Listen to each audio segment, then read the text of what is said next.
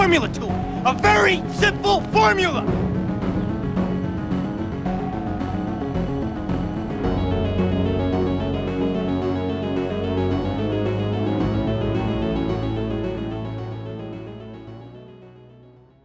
Hello everyone, welcome back to a different type of video. This video is all about Scream 5. So at the beginning of this video there will not be any spoilers. You will not be spoiled at all. Nothing will happen. I will tell you when spoilers will start happening, and then you can, leave if you have not seen the movie yet.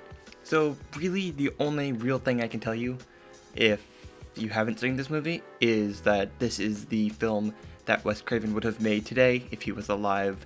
Motivations of the characters, the killer, the motivations of the characters themselves, the monologue, the dialogue, the direction, the writing, all of it is Wes Craven. It's heavily inspired by Wes Craven, obviously, and it feels like Wes Craven. So if you were worried about that at all, don't be. It is a Wes Craven movie through and through. That's what's most important to me, and I know to a lot of people. So if that's something you were worried about, it's a Wes Craven movie. Other than that, the dialogue is great. All of the new cast is great.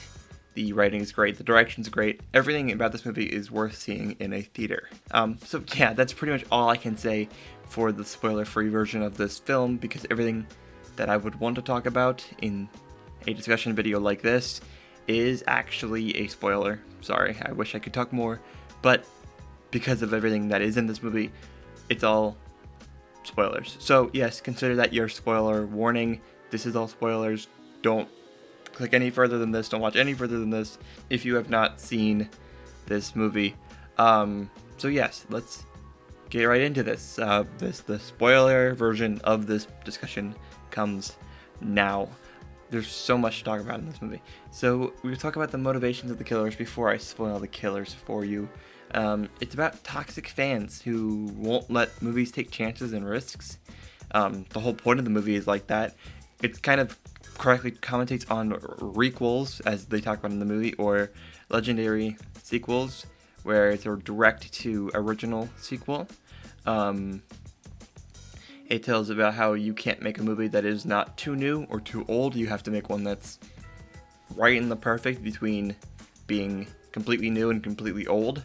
You can't make one or the other anymore, and that's kind of true. That's true. I do like the monologue that Mindy gives in Randy Meeks' Memorial Home Theater. It's just so cool. I loved that bit of this scene. I don't know why. It's just that was such a good monologue. The fact that they decided to use this as the killer's motivation was really smart. How the killers panned out and what they did was really smart for this kind of film, and the reason why Scream 5 is a thing. So yes, let's talk about the killers in this movie. Number one, it is Amber and Richie. Richie is the boyfriend of Sam, and Amber is just one of the friends. Amber, so here's how I'll describe both of the killers. If you haven't seen the movie and you don't care about spoilers, this is how I'll describe them both, and maybe for people who have read this, watched this movie, it can give you guys a little bit of a idea, maybe kind of a way you can think about it. So with Stu Macher's character, they split up Stu's character into two pieces. After he is outed as a killer, and before that. Richie gets before he comes out as Ghostface. Amber gets after he's Ghostface. If you go back and watch the first scene where they talk about, where he's in the kitchen, past that point, that's when all of Stu's mentality comes out in Amber, whereas Richie obviously takes over more of Billy's role. But before that, Richie gets all of Stu's part, all of that, the weird, it's hard to describe, but they all get that really well. One thing I do want to talk about, so I rewatched this, I've seen it twice so far at this time of recording this, and so they managed to make it where on a rewatch, it's the same way as you rewatch the first Scream, where the two killers are obviously go back and they're obviously making fun of each other. They're doing the same thing that Scream does in a better way than Scream 4 did. and it makes so much sense, and the chemistry is there compared to where a lot of the Scream sequels don't really have that kind of chemistry. Like Scream 2 doesn't have that with, Mickey or Mrs. Loomis. So none of that is like there. So they get this chemistry, and it works so well for this movie. It's really, really good. It's so well done. So the way that they talk about the fandom issues and the way that horror movies have started becoming just requels, as they say in this movie, which makes a lot of sense. I do like that term.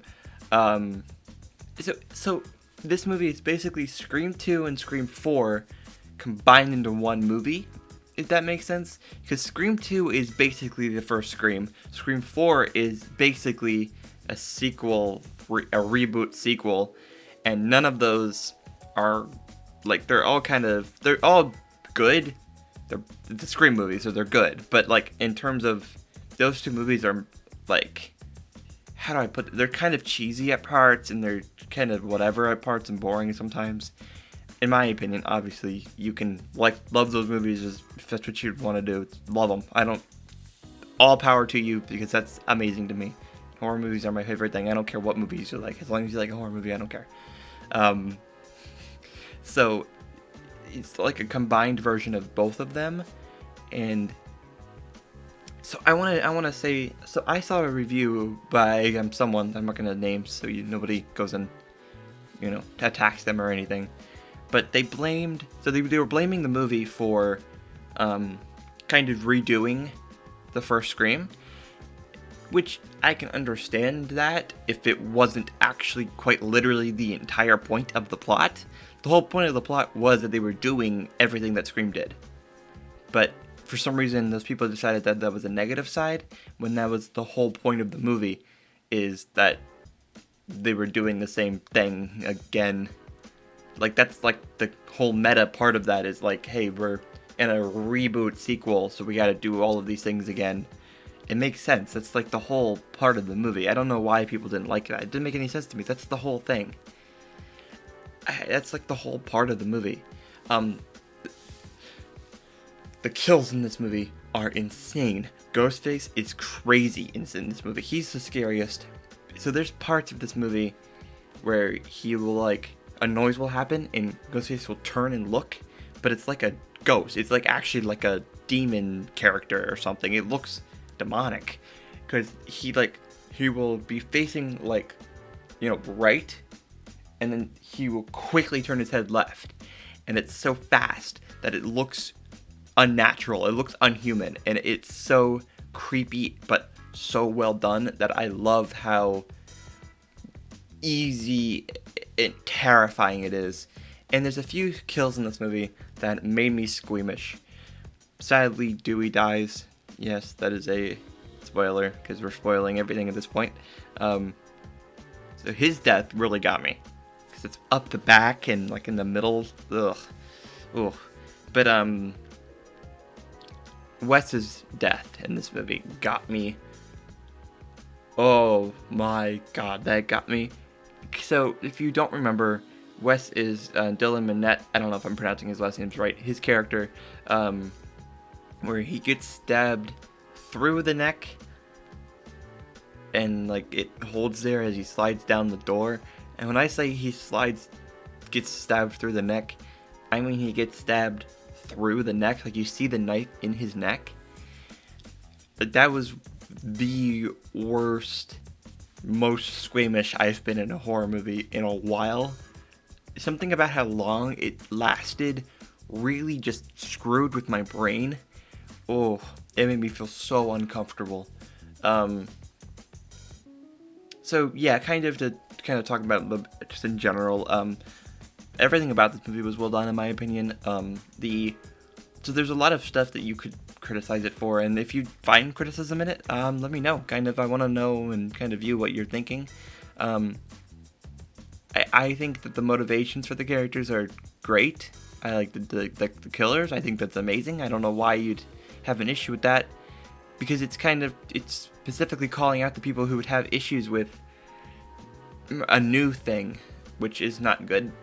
obviously new is good. Let the people do what they want to do. If you're reading this and you felt attacked by the toxic fandom killers, think about why you're feeling upset about it. I'm not calling you out or being, putting you guys down if that's, like, if you can come to that conclusion, but sincerely think about why you're upset about the motivations of these killers. Why are you upset about that? And maybe you are a toxic fan. And because you don't know what amazing Scream 6 could be, but they might be too scared to make a Scream 6 because it's not a direct to original sequel like this movie is. So try to, just reevaluate how you're thinking. If you come across and you don't think you are, great, good for you. I'm not saying you are if you're listening. I'm not saying you're not if you are listening. I'm just saying think about it, because it's something to think about and take away from this movie and think about. Because we probably miss a lot of amazing, scary movies just because they're not a part of a franchise. But yeah, that's kind of my thought process. A24 is doing a great job on that, though. Good job for you, A24. Yeah, so thank you for listening to me talking about some of the Scream stuff. I may make another discussion video about this when Scream comes out on Blu-ray, and I can go over it. I can give you Easter eggs that I saw. Ooh, that reminds me of one thing I want to talk about. Tatum's urn is on Dewey's shelf, and that is the first time that Tatum is mentioned in any Scream sequel. Tatum is never mentioned, even though it's literally Dewey's sister. Sorry, that really hit me. I cried the first time I saw that. But yeah, so I will probably be making another discussion, bite-sized film about Scream when it comes out on Blu-ray. But for now, yeah, check out anything I do. Twitter at @slashithorror, Instagram at @slashithorror. You can check out the website. It's /it. You can look at my Twitter for the link to that. So yes, thank you very, very much for listening and watching and liking. And yes, so remember, these days, you gotta have a sequel.